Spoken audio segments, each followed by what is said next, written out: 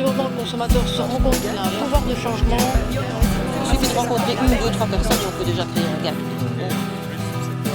Un GAC, par ses initiales, signifie groupe d'achat en commun. C'est-à-dire c'est un nombre de personnes qui décident de se mettre ensemble pour faire leurs achats en commun. Ils se mettent ensemble pour aller acheter directement chez le producteur sans passer par des intermédiaires et qui se réunissent donc régulièrement, chacun dans le groupe ayant un rôle à jouer par rapport aux autres, que ce soit pour prendre les commandes, pour payer les fournisseurs, pour aller chercher les produits ou les recevoir.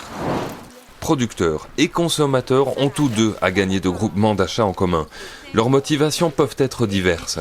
Le GAC devient vraiment un grand réseau d'amis ou de copains. on n'est plus dans le rapport je suis le consommateur, donc je suis roi. Les gens mangent vraiment local.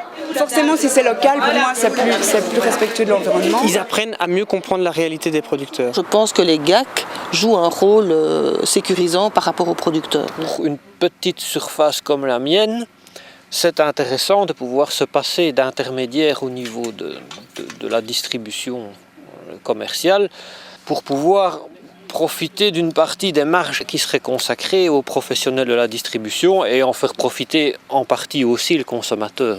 C'est encourager le petit producteur à continuer son travail près de la terre, proprement, dans le respect de son travail, dans le respect de la terre et dans le respect d'une alimentation saine. C'est un peu plus rassurant que pour la santé que d'autres produits.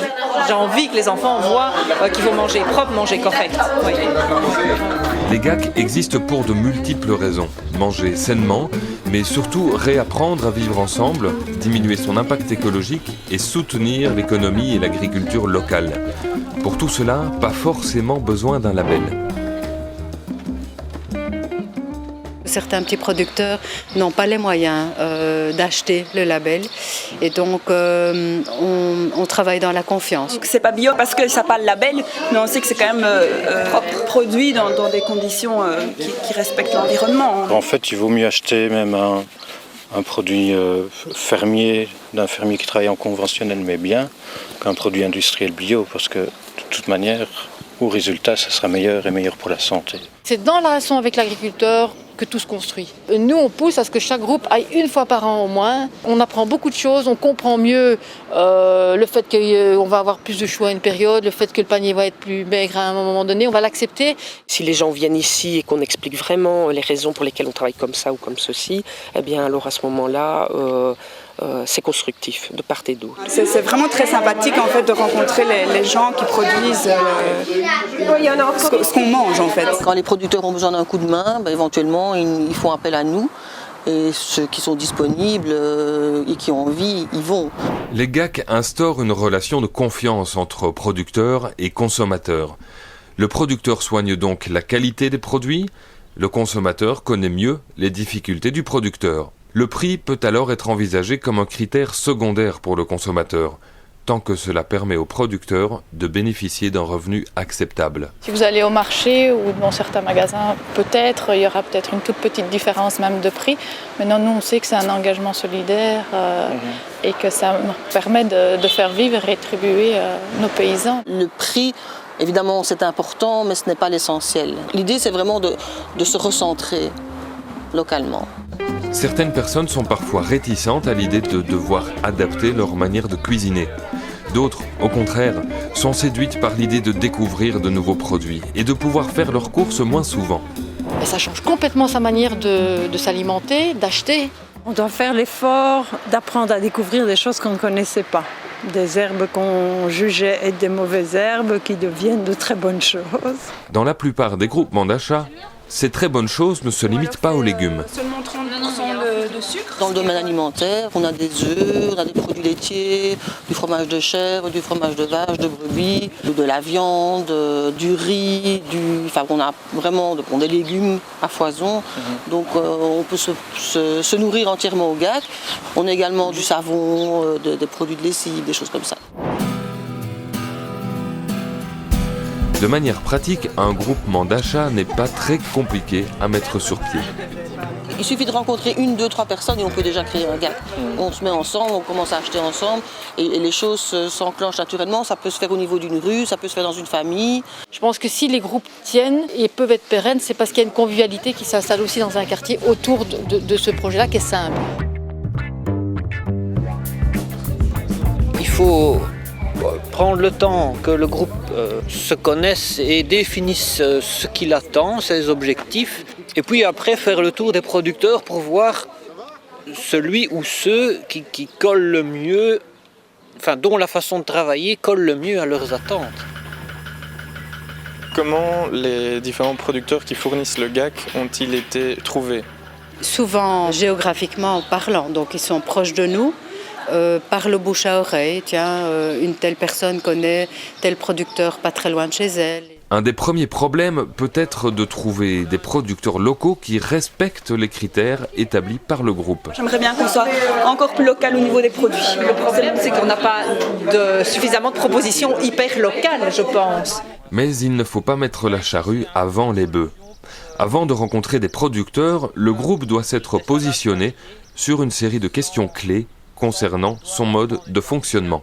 Il faut que le groupe connaisse les grands paramètres de ce qu'il attend, à savoir est-ce qu'il faut une livraison hebdomadaire ou par quinzaine, toute l'année ou pas toute l'année, avec des fruits ou que des légumes. On a commandé 3, donc ils sont là, c'est bon. Pour choisir un producteur, 4 grandes questions se posent. Il s'agit du type de produit, la fréquence de livraison, le lieu et le moment de la livraison, et l'engagement dans le temps vis-à-vis du producteur. Chaque GAC donne des réponses différentes qui peuvent évoluer dans le temps. Les livraisons, par exemple, de paniers, c'est 1 fois par semaine. Par exemple, pour les produits frais, un mois, c'est trop long. C'est une personne du groupe qui a la relation avec nous et c'est chez cette personne-là que je vais livrer les fromages 1 fois par semaine. Dans la mesure du possible, je préfère pouvoir être autonome au niveau de la livraison parce que, surtout en particulier à Bruxelles, en fonction des aléas de la circulation, garantir une heure d'arrivée, c'est très difficile. Donc, c'est beaucoup plus intéressant, soit que j'ai une clé, soit il y a un autre groupe que je livre à un lieu professionnel.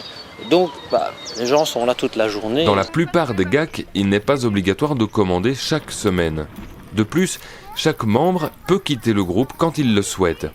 Néanmoins, par souci de solidarité, certains GAC décident de s'engager dans le temps avec les producteurs.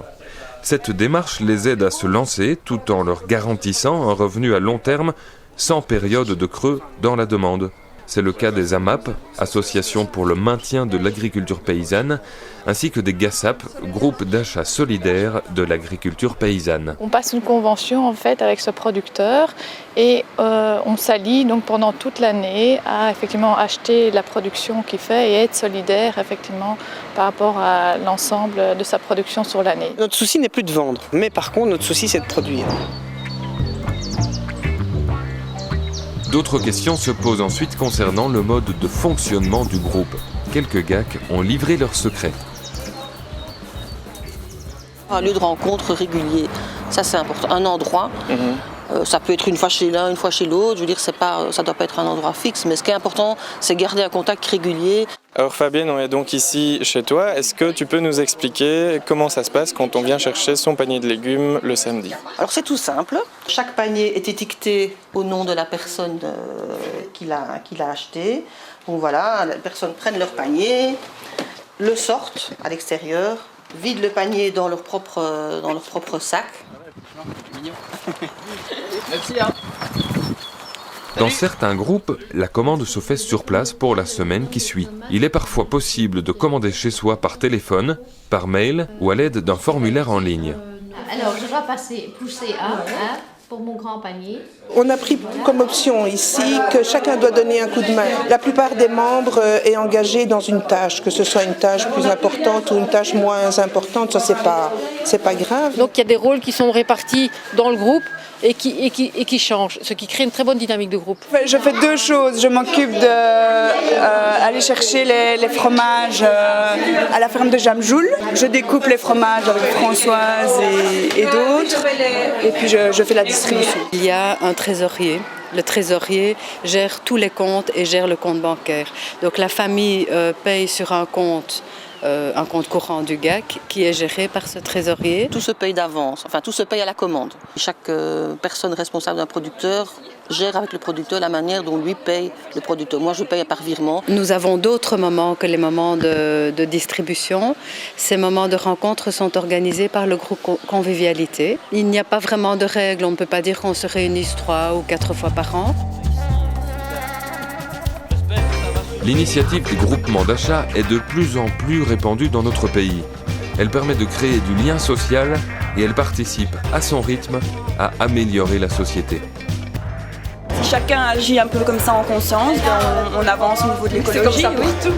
À partir du moment où le consommateur se rend compte qu'il a un pouvoir de changement et qu'il agit à sa petite goutte d'eau à lui, ça peut changer beaucoup de choses. Ça prend son pouvoir et sa force de citoyen quelque part. Ça pousse l'industrie à réfléchir davantage à son fonctionnement. En tout cas, moi, ça m'a permis de rencontrer des personnes que je croise parfois dans la rue ou aux alentours du quartier et que je ne connaissais pas encore personnellement. Finalement, un GAC, c'est aussi une manière de réapprendre à vivre ensemble. Tout à fait, tout à fait. On a vraiment l'impression de travailler pour des gens.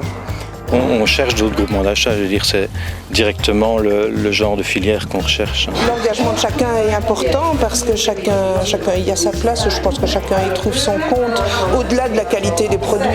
On peut commencer petit et puis après voir comment on se sent. Et non, je pense que c'est pas difficile à mettre en place. Il y a 4 ans, on était une quinzaine. Aujourd'hui, on est presque 50. N'attendez pas d'avoir des certitudes, surtout dans les moindres détails, avant de démarrer. Sinon, dans 5 ans, vous êtes encore dans les discussions préliminaires.